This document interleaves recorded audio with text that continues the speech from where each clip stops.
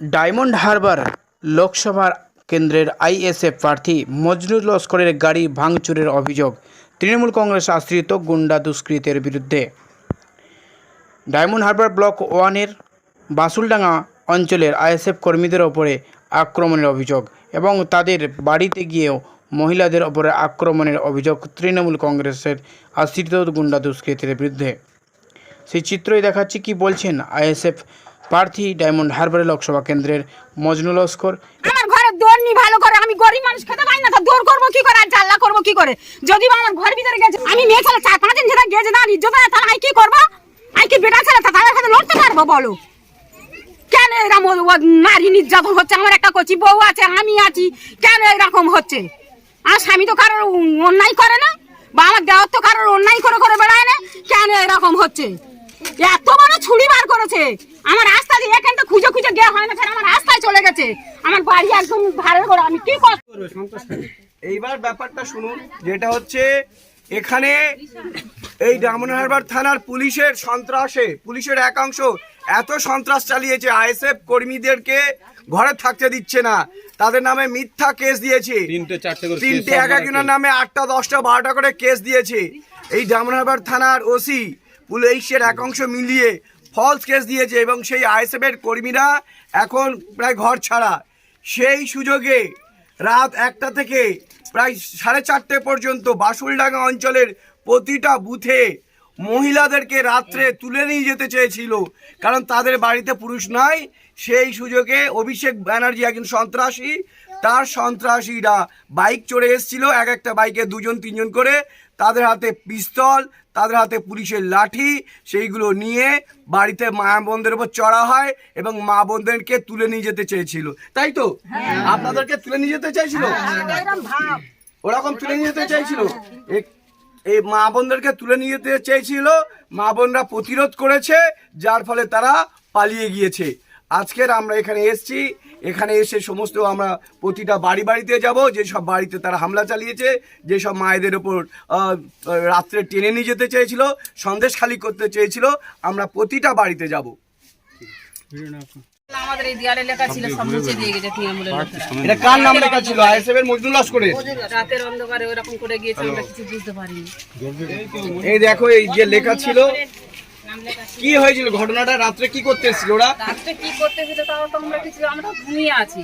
ওরা কেন করেছে, কি কারণে, এটা কি না মুছেছে, কিভাবে করেছে আমরা কিছু জানি না। এই মুছে দিল কেন? মুছে দিল কেন এবার ওরাই জানে, আমরা কি করে বলবো? আমরা আইএসএফ এর লোক দল, আমরা আইএসএফ লেখা ছিল সেই জন্য মুছে দিয়ে। আপনাদেরকে কি তুলে নিয়ে যেতে চাইছিল? ইজ্জতে হাত দিতে চাইছিল কি? হ্যাঁ, ইজ্জতে হাত দিতে চাইছিল। হ্যাঁ, আপনাদেরকে ওরা থানার পুলিশ অভিষেকের নেতৃত্বে আমাদের স্বামীদের নামে মিথ্যা কেস দিয়ে 2-3টে করে বাড়ি ছাড়া করেছে। বাড়ি ছাড়া করার পরে রাতে সেই সুযোগ নিয়ে আমাদের বাড়িতে এসে আমাদের উপরে অত্যাচার চালাচ্ছে। তুলে নিয়ে যাওয়ার প্ল্যান ছিল, নিয়ে যেতে পারেনি। তুলে নিয়ে যাওয়ার জন্য গেট ফেট ভাঙচুর করেছে এবং আমাদের উপরে অত্যাচার করার ওদের ইচ্ছা ছিল, কিন্তু সেটা পেরে উঠিনি।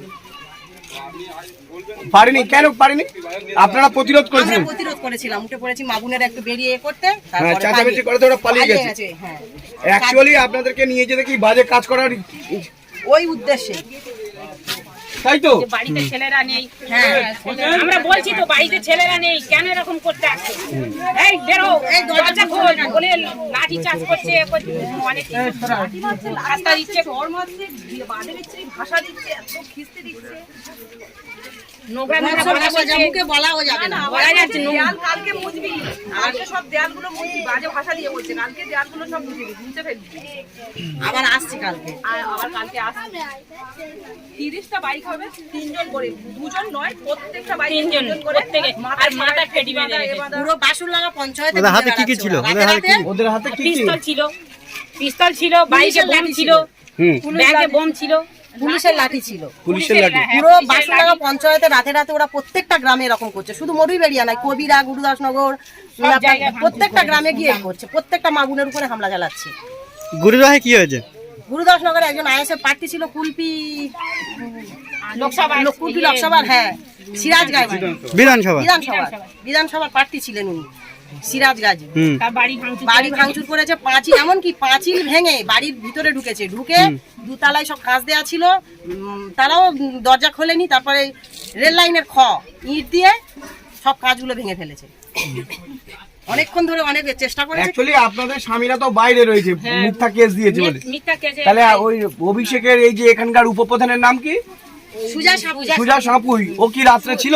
হ্যাঁ, ওই একদম প্রথমে থাকে। সুজা সাপুই ছিল, একদম রাত্রে এসেছিল। মেয়েরা কি ছিল? না, বাইরে থেকে কিছু দেখে বলছে 2-3টে মেয়ে ছিল সঙ্গে, সেটা আমরা ঠিক দেখিনি, বুঝতে পারিনি। ওদের সাথে মেয়েরাও ছিল? মেয়েরাও ছিল, 3টে মেয়ে ছিল। 3টে মেয়ে ছিল? 3টে মেয়ে ছিল। আপনাদের গ্রামের?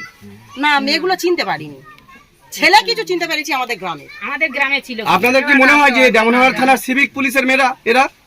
না, ওটা সিভিক নয়। সিভিক নয়। কি ড্রেসে ছিল? তাদের ড্রেস কেমন ছিল? সিম্পলি তারা তোমাদের কি আটক করার তারে? হতেও পারে, না হলে মেয়েরা আসবে কেন? মেয়ে কেন এসছে? তাহলে সন্দেহ হচ্ছে এক সপ্তাহ আগেও এসেছিল আমাদের বাড়িতে, সপ্তাহে একবার করে আসছে। 15-20 জন। সে পুলিশও 5-6 জন ছিল, আর তারপরে বাহিনী ছিল, গুন্ডা বাহিনী ছিল। পুলিশ